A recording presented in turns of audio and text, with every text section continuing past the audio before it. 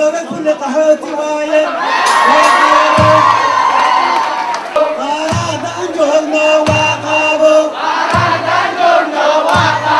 shirabkaasi waxa uu qayb ka ahaa xaflad si ballaaran loo soo agaasimay oo ka dhacday wadanka Holland taasoo ay ka soo qayb galeen dhammaan bajaaliyada Soomaaliyeed ee wadanka Netherland laguna maamuusay soo dhaweynta madaxweynaha cusub ee dalka Soomaaliya Professor Xasan Sheekh Maxamuud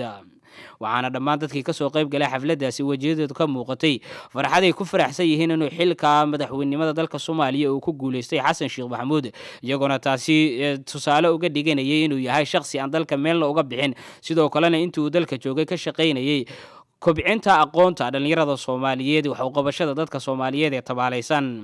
waxaana dhinaca kale madaxweynaha cusub ee Soomaaliya ugu baaqeen inuu 4 sano ay soo socoto si cadaalad ku hogaamiyo dalka Soomaaliya kadib xilliyo lagu soo jiray dagaal sokeeye iyo dawlad la'aan dhinaca kalena waxa ay ammaan guud u soo jeediyeen madaxweynihii xilka kaga horeeyay ee ku wareejiyay Sheekh Shariif Sheekh Axmed oo ay ku tilmaameen inuu yahay haliyay taariikhdu ay xusi doonto maadaama xilka uu ku wareejiyay si dimuqraadiyada taasoo la mid ah sidii hore uu sameeyay Allah u naxariistay madaxweyne Aadan Cabdulla Cismaan xafladan oo ay ka hadleen dhammaan horjoogayaasha iyo shacbiga Soomaaliyeed ee wadanka Holland ayaa dhinaca kale waxa isagana qadka telefoonka uga soo qayb galay inkastoo la filayay inuu ka soo qayb galo oo uu yimaado balse xaalada caafimaad uga baaqsaday ambassadorka Soomaaliya u fadhiya wadanka Talyaaniga iyo sidoo kale midowga Yurub Nuur Xasan Xuseen Nuur Caade doorashadaasi waxa lagu doortay maamul cusub madaxweyne cusub Xasan Sheekh Maxamuud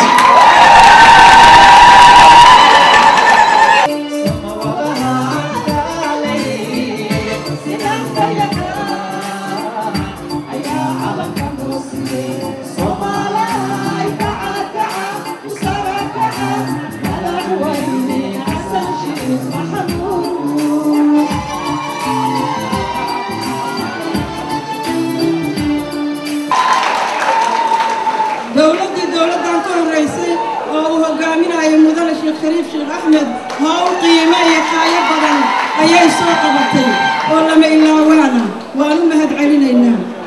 waxaan u rajaynaa ya madaxweynaheena cusub Dr. Xasan Sheekh Maxamuud in Ilaahay ku guuleeyo xilkan culus oo qaatay waxa kale oo mudan inaan xuso Sheekh Shariif Sheekh Axmed in macna aan la iloobi karin shaqadii wanaagsaneed ay qabtaan wadanka dadka maanta ka soo qayb galeen xafladan oo gaarayo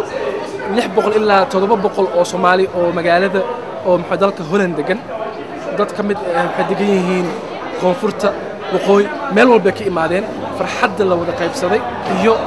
dadka rajada ku jirto caawa waa la dareemay madaxweynaha cusub waxaan u arkaa in uu yahay madaxweyne ka duwan madaxweynayaashii hore loo soo dooran jiray waxay ahaayeen madaxweynayaal lagu soo doortay madaxweynayaashii hore loo soo dooran jiray waxay ahaayeen madaxweynayaal lagu soo doortay awoodii ay hore u lahaayeen darteed hoggaanka Soomaali wahay haatan bahalay anadka Xasan Sheekh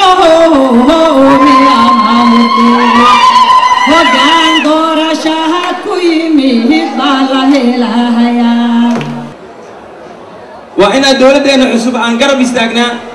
dadkeeni hor maamulku noo qabtay inaan u mahad celinaa nin walba oo maamul haayo kulligeen lama wada qanci doono waxa maanta naqanxiisa anaga danta guud ee Soomaalinimo Wali Ibrahim Gariyare Universal TV Hague